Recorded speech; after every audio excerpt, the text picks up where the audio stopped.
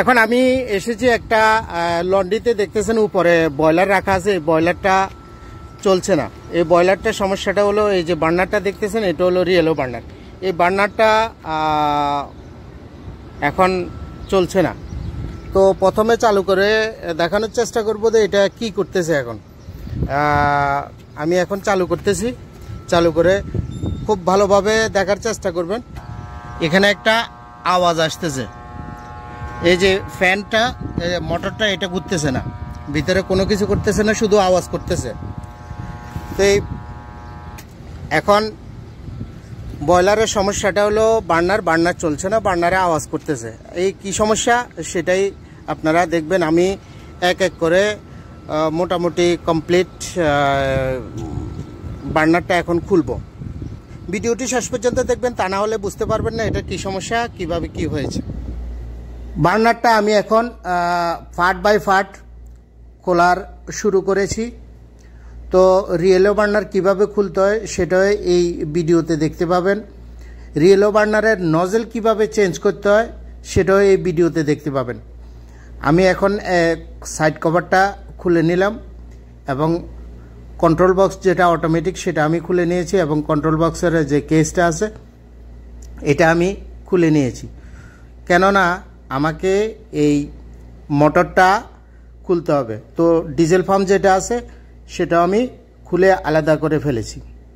এখন আপনার যেই ফ্যানটা আছে বুলার বলে, এই বুলারটা আমি মোটর থেকে আলাদা করে নিয়েছি এবং আমার মোটরটা বেরিয়ে এসেছে।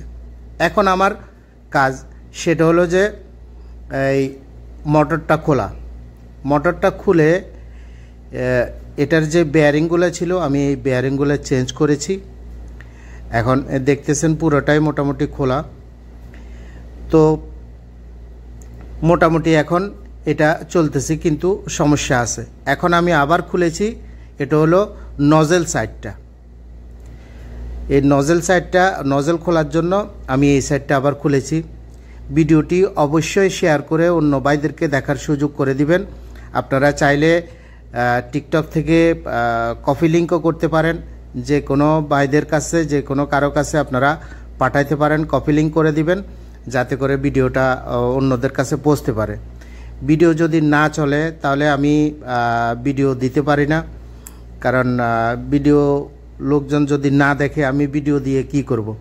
এই কারণে আপনারা যারা ভিডিও দেখেন তারা অবশ্যই ভিডিও দেখা শেষে ভিডিওটি শেয়ার করে দিবেন। তো দেখতেছেন যে পুরনো যে নজেলটা ছিল ওই নজেলটা আমি খুলে ফেলে দিয়েছি এবং নতুন একটা নজেল আমি ফিটিং করতেছি। এই রিয়েলো বার্নারে নজেল ফিটিং করতে হলে এটা সামনের দিক থেকে প্রথমে আপনার সামনের যে পাইপটা আছে ওই পাইপটা খুলতে হবে, এবং ইলেকট্রোড খোলার পরেই নজেলটা খোলা যায়। তবে এই ক্ষেত্রে সাবধানতা অবলম্বন করতে হবে, যেখানে নজেলটা লাগানো আছে সেটা অনেক সময় ভেঙে যায়, এই কারণে আপনাদেরকে বলছি। যাই হোক, এখন আমার নজেলটা ফিটিং হয়ে গেছে, একটু পরিষ্কার করে দিয়ে আমি ইলেকট্রোডটা লাগিয়ে নিলাম। এখন আমার আবার পাইপটা আমি ফিটিং করে নিব। আপনারা যারা এখনও ফলো করেন নাই কিংবা সাবস্ক্রাইব করেন নাই দয়া করে ফলো করে দিবেন।